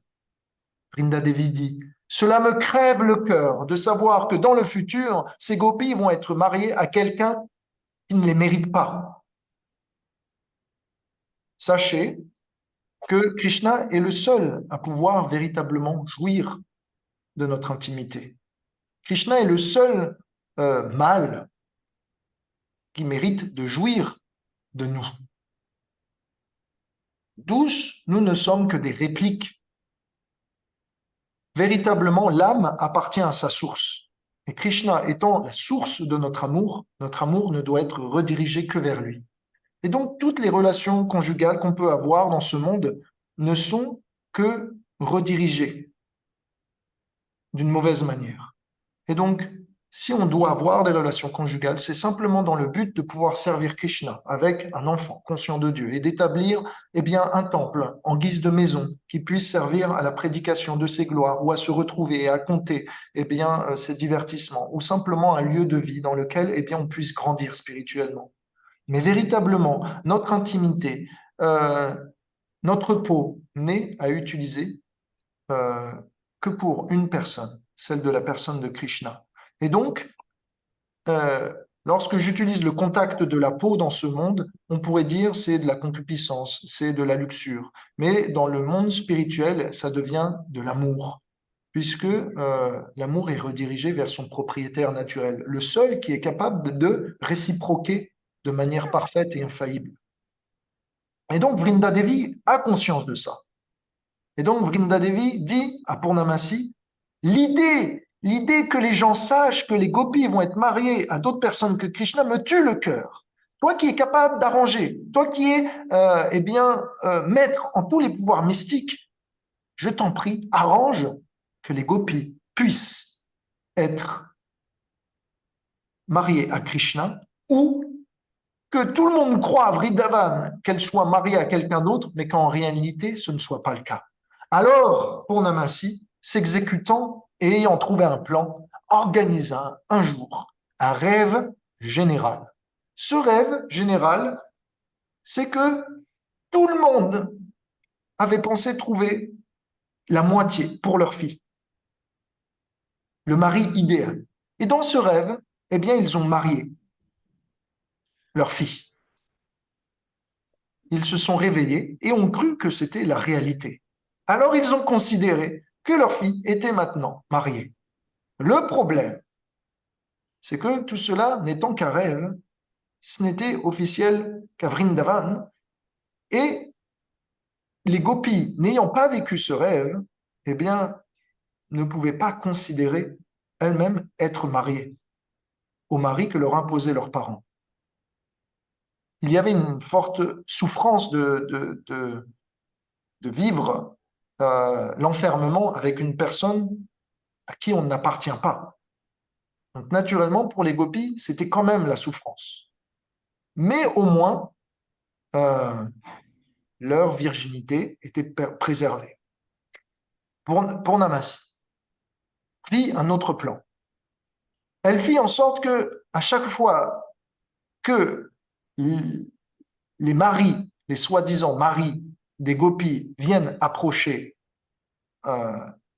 ces femmes, sitôt qu'elles soient touchées, c'était une copie qui prenait possession. Si bien que leur forme spirituelle n'était jamais au contact de ces hommes. Et cela est prouvé dans les chapitres prochains où lorsque Krishna jouera de la flûte et attirera les gopis, certaines seront enfermées chez eux et interdites par leurs parents de retrouver Krishna. Mais alors, elles rentrèrent en posture de méditation et leur corps spirituel alla vers Krishna, pendant que leur enveloppe charnelle restait à la maison. On nous raconte que Purnamasi fit des doubles de chaque gopi et que ces doubles jouaient un rôle. À chaque fois que les véritables gopis, ou je veux dire les véritables personnes des gopis, allaient retrouver Krishna, eh bien, les maris pensaient avoir leur femme à la maison et donc ne pouvaient pas comprendre le manège qui se tramait. Il n'y avait donc de cette manière aucune jalousie, aucune envie envers Krishna. Tout était parfait.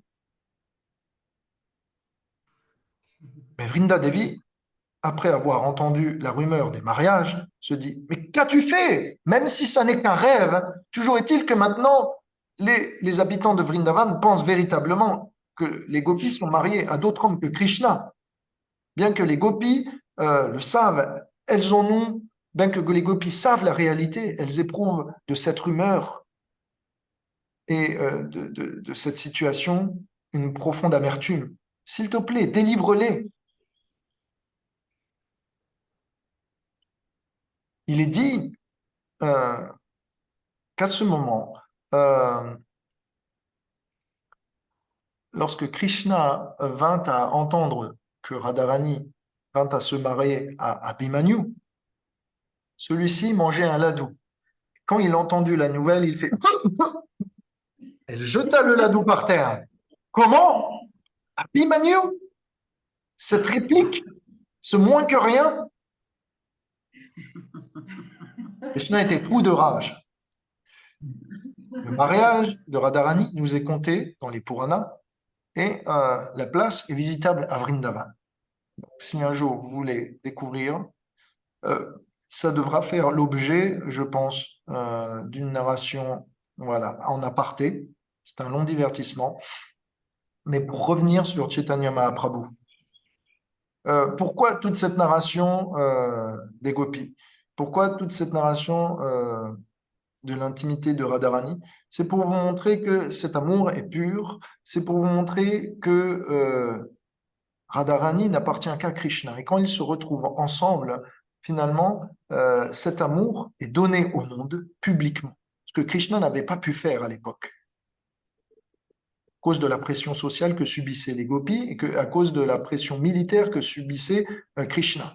Par contre, il y a 500 ans, Chaitanya Mahaprabhu est descendu sur terre et a dit « Ce que Krishna n'a pas pu faire et ce que moi je n'ai pas pu exprimer, je vais le faire dans cet âge de Kali. Je n'ai plus aucune pression sociale et Krishna n'a plus aucune pression militaire. Simplement par la puissance de mon amour, les gens qui vont accepter de chanter les saints noms et mes saints noms et glorifier notre union sous la forme du Mahamantra seront capables de vivre nos sentiments d'amour et d'être attirés à nous, naturellement. Quand vous disiez Hare Krishna, ils sont ensemble, Hare Krishna. Krishna, Krishna d'un côté, Radhe Radhe de l'autre. Ils sont séparés de nouveau.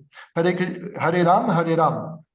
Rama, qui est un nom qui veut dire Radharaman, donc celui qui attire Radharani, sont de nouveau ensemble. Et après, Rama Rama d'un côté, Radhe Radhe de l'autre. Ils sont de nouveau séparés. Donc, quand vous chantez le Mahamantra, vous célébrez l'union de Radha et Krishna. Le fait que ils peuvent se retrouver d'un côté et de l'autre et se séparer, mais qu'ils sont destinés à se retrouver encore. Vous célébrez le fait que Radharani appartient à Krishna et que Krishna n'appartient qu'à Radharani. Ça, c'est la puissance du Mahamantra. C'est en fait une danse rasa. C'est pour ça que dans votre japa, vous avez 108 perles qui représentent les 108 gopis principales qui prennent part au service de Srimati Radharani dans la danse rasa, dans la danse de leur union. Et donc, quand nous chantons, nous cherchons à être invités dans ce spectacle. Nous cherchons à être témoins et nous cherchons à trouver un service. Pour comprendre, Chaitanya Mahaprabhu a révélé ces sentiments d'amour que portait Radharani à Krishna. Krishna n'a pas pu révéler ces sentiments d'amour de manière étoffée. Il l'a gardé au sein, dans son sein, dans son cœur. Mais Chaitanya Mahaprabhu, au cours de sa vie, n'a pas révélé beaucoup, disons, la nature de l'amour de Radharani. Il l'a fait à travers ses serviteurs, qu'on appelle Rupa Goswami, Jiva Goswami, qui ont écrit de nombreuses littératures et qui ont expliqué la nature des sentiments de Chaitanya Mahaprabhu. À l'époque où Chaitanya Mahaprabhu, personne ne comprenait vraiment qui il était, ce qu'il faisait, qu'est-ce qu'il exprimait, qu'est-ce qu'il voulait dire. C'était si profond que les personnes ne comprenaient pas qui il était réellement. Est-ce qu'il est Krishna? Est-ce qu'il est Radharani? Qu'est-ce qu'il veut dire? Mais Chaitanya Mahaprabhu avait confié à ses disciples de révéler. Et donc, à l'époque où Chaitanya Mahaprabhu était là, il partageait l'amour de Radharani, mais les gens n'avaient pas conscience qu'il recevait l'amour de Radharani. Ce n'a été su que plus tard. Réalisez la chance que vous avez, vous êtes capable d'avoir vécu un temps, un lieu, une vie où vous pouvez comprendre, où on vous explique, où on vous mâche la nature des sentiments qui existent entre Srimati Radharani et Krishna, et vous pouvez vivre leur intimité. Ce que même lorsque Krishna était présent sur terre, et même lorsque Chaitanya Mahaprabhu était présent sur terre, peu comprenaient. Vous avez l'option dans cette vie d'en discuter, d'en comprendre les tenants et les aboutissants et d'en désirer la participation. C'est une chance qui n'arrive qu'une fois par jour de Brahma. Un jour de Brahma, c'est 1000 yugas fois 360. Ça fait fait combien? 36 millions de yugas, c'est ça? 1000 fois 360, 3600, 36 360 000, 3 millions 600 000 yugas. 3 600 000 yugas, c'est quelque chose comme des milliards et des milliards de millions d'années. Et donc, cette chance-là, vous l'avez obtenue. Cette chance-là qui n'arrive que sur un laps de temps de milliards et de millions d'années. Cette chance-là, elle est à saisir maintenant. Cette chance-là que vous avez de pouvoir comprendre Srimati Radharani, Dieu, dans son intimité. Cette chance-là qui n'a pas été donnée jusqu'avant. Même lorsque Krishna et Chaitanya Mahaprabhu étaient présents, vous l'avez, vous. Elle vous a été distribuée par ses disciples.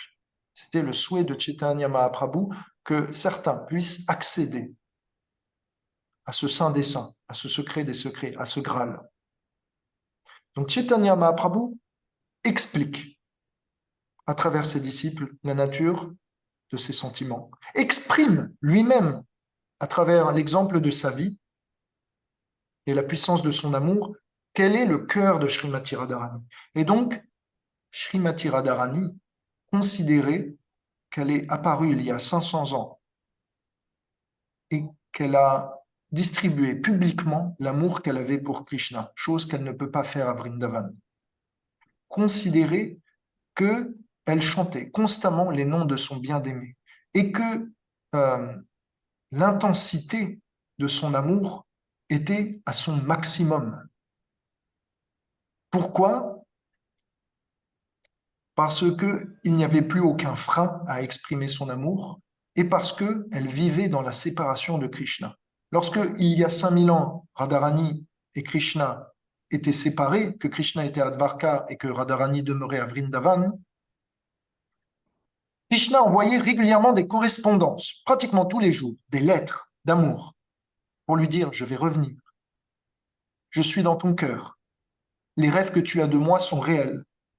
Lorsque tu sens que quelqu'un te tient la main, sache que c'est moi, ce n'est pas ton imagination. Lorsque ton assiette vient à disparaître, sache que c'est moi qui viens prendre tes restes. Lorsque tu penses halluciner et vois des réflexions de ma personne, sache que ce n'est pas des hallucinations et ce n'est pas dû à la folie. Je suis vraiment venu te voir. Et ce qu'il y a dans ton cœur a été projeté. Sache que parfois, quand tu entends des voix dans ta tête, sache que c'est moi qui te parle. Ce genre de lettre avait été envoyé de Krishna à Radharani. Et donc, de cette manière, Krishna pouvait soutenir la vie de sa bien-aimée qui souffrait dans la séparation de sa moitié. Mais quand Chaitanya Mahaprabhu, quand Radharani est venu sous cette forme, il y a 500 ans, où était Krishna? Où étaient les lettres? C'était dans les Shastras, dans le Srimad Bhagavatam. Mais particulièrement, il n'y avait vraiment pas Krishna sur terre. Et donc, c'était seulement dans le souvenir de son bien-aimé qu'elle pouvait s'absorber. Elle n'avait pas vraiment autant de peine à adoucir qu'à l'époque où Krishna vivait il y a 5000 ans. Il n'avait pas autant de moyens pour adoucir sa peine. Le seul moyen que Chaitanya Mahaprabhu, Radharani, il y a 500 ans, pouvait amoindrir sa peine dans la séparation, c'était de retrouver ses associés, Ramananda Roy et Svarup Damodar, qui n'étaient autres que Lalita et Vishaka, les plus propres et plus proches associés de Radharani. Et celle-ci, Ramananda Roy et Svarup Damodar, venaient à raconter les gloires de Krishna et à le décrire avec forte manière et forte précision pour que Chaitanya Mahaprabhu, Radharani, puisse penser qu'il était juste à côté, alors que ce n'était pas le cas. En réalité, le seul moyen qu'ils avaient de maintenir en vie Chaitanya Mahaprabhu, c'était de lui faire croire, en décrivant Krishna si bien, qu'il était là. C'était de plonger Radharani dans le souvenir de son bien-aimé si fortement qu'elle pensait que son souvenir devenait une réalité et n'était pas une illusion. Ça, c'était le pouvoir du Mahamantra, le pouvoir de Krishna Katha, le pouvoir de la discussion, des divertissements. C'est une réalité qui, si on s'absorbe suffisamment, peut prendre part dans notre conscience et se manifester. Quand Chaitanya Mahaprabhu ou Radharani marchait ici et là, lorsqu'elle voyait l'océan, c'était la Yamuna. Lorsqu'elle voyait un arbre, c'était un Kalpavriksha, un arbre à souhait. Alors Radharani venait embrasser cet arbre et lui demandait, s'il te plaît, où est Krishna? Montre-moi la voie à suivre. De temps à autre, Chaitanya Mahaprabhu voyait une colline de sable et il disait, Govardhan, Govardhan! Lorsque Chaitanya Mahaprabhu entendait une vache meugler, il se disait, Krishna n'est pas loin, il doit justement être derrière. Et dans son souvenir, alors Chaitanya Mahaprabhu venait apercevoir la manifestation de Krishna ici et là. Et alors il commençait à se jeter, et à poursuivre et à l'appeler. Cela durait quelques instants. Parfois, Chaitanya Mahaprabhu s'est décrit il y a 500 ans, dans sa biographie, que sa séparation, ses sentiments d'amour étaient si puissants, que cette souffrance était si intense, que ses os se contorsionnaient, que la bave aux lèvres se manifestait, qu'il y avait des tremblements, comme on pourrait avoir si on était épileptique. Sachez que c'était violent. Et donc, cette séparation, ces sentiments étaient si douloureux qu'ils étaient violents. Et pour quiconque était témoin de cela, cela venait à briser leur cœur. Il y avait même des métamorphoses du corps, des élongations des membres, des rétractions des membres. Parfois, Chaitanya Mahaprabhu était décrit comme un potiron, si vous voulez, comme une tortue qui avait rétracté ses bras et ses jambes. Parfois, du sang venait à couler de ses yeux, de ses pores de la peau. C'était si intense que Chaitanya Mahaprabhu, quand il avait 48 ans, a décidé de se retirer de ce monde et a fusionné avec Jagannath, qui n'est autre que Krishna. Donc, il est aussi lui-même. puisque Chaitanya Mahaprabhu est la fusion de Radharani et de Krishna dans leur union conjugale. Cette intensité des sentiments d'amour est aussi l'intensité d'une puissance inégalable.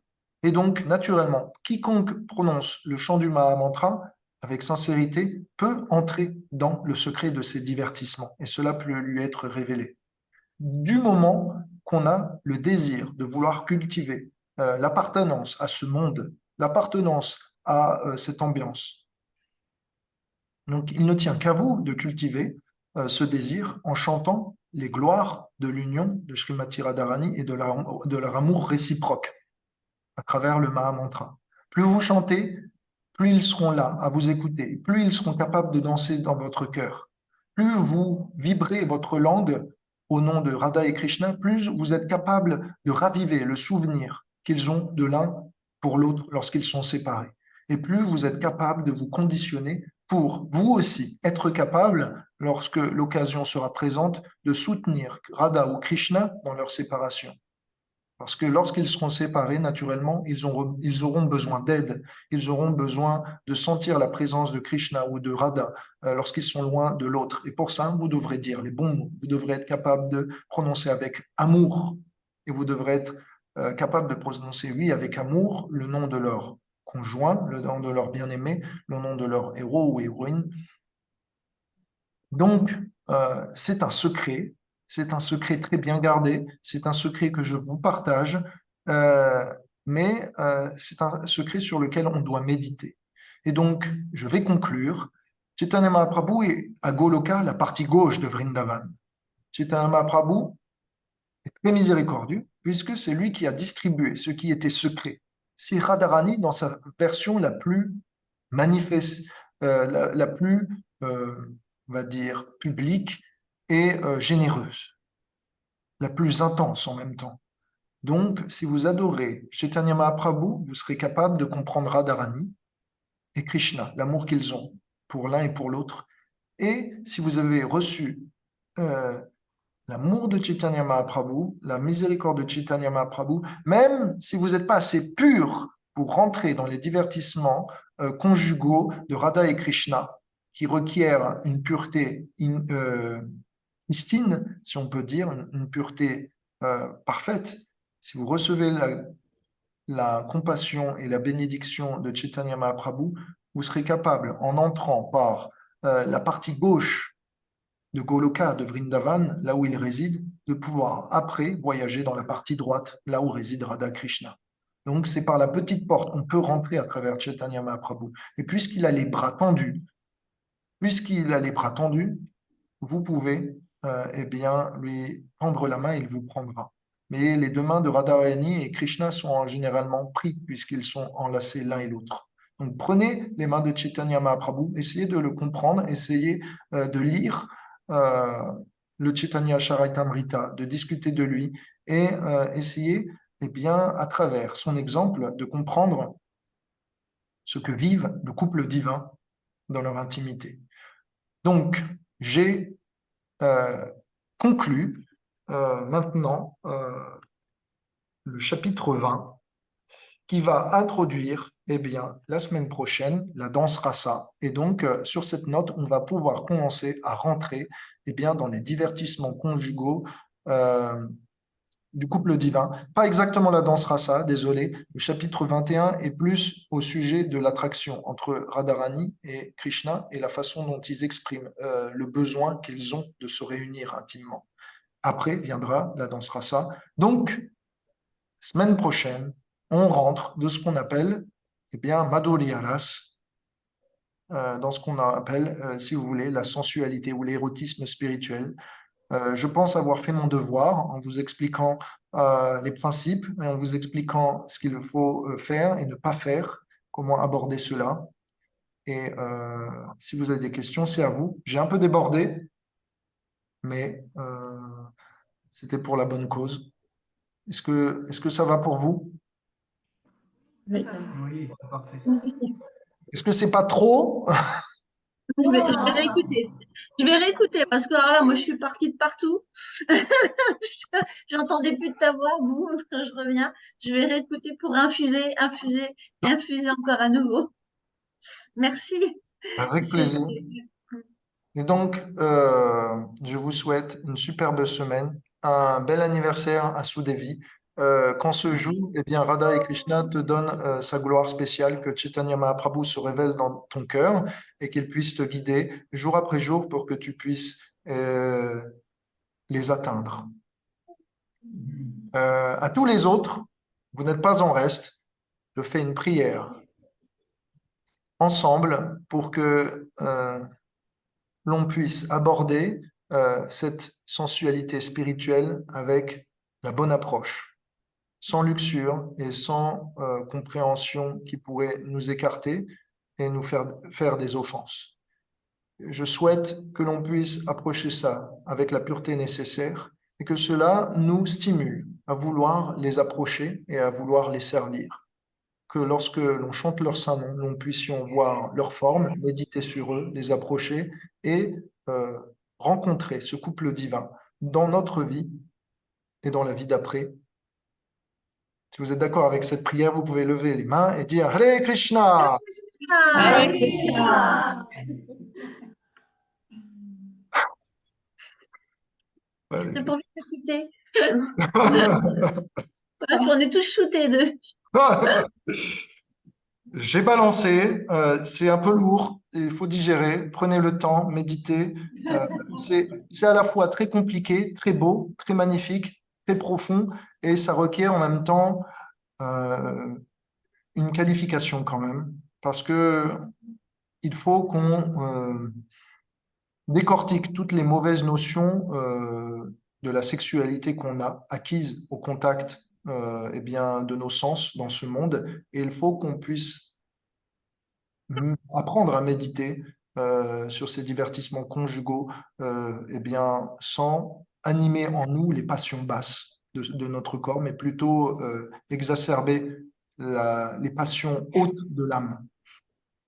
Donc, c'est le challenge. Ça ne va pas forcément arriver du jour au lendemain, mais si on s'entretient correctement et qu'on est sincère, Radha et Krishna devraient pouvoir nettoyer eux-mêmes leur piste de danse et venir danser dans notre cœur. Ah. Je vous souhaite une bonne semaine. N'hésitez pas à envoyer des nouvelles. Et demain, Gopastami. Demain, c'est l'anniversaire où Krishna, eh bien, finalement, est passé de pâtre avec les veaux, de pâtre avec les vaches. Donc, demain, c'est le premier jour, c'est le jour où Krishna est promu en tant que pâtre avec les vaches. C'est le premier jour où il va. Rappelez-vous de ce jour. C'est un jour spécial. Je vous souhaite une merveilleuse semaine, beaucoup de sourires et beaucoup de joie, beaucoup de réalisations. Je vous embrasse fortement et prenez soin de vous. Et puisse Krishna vous inspirer à chanter ces saints noms encore et encore. Haribol! Allez, Bonne semaine. Mati Radharani ki, Vrindavaneshwari ki, Haripriya ki, Vrindavaneshwari ki, Gopinath Shamasundar ki, Mohan Govinda ki, Nitai Nitai Gaur Premanande. Allez,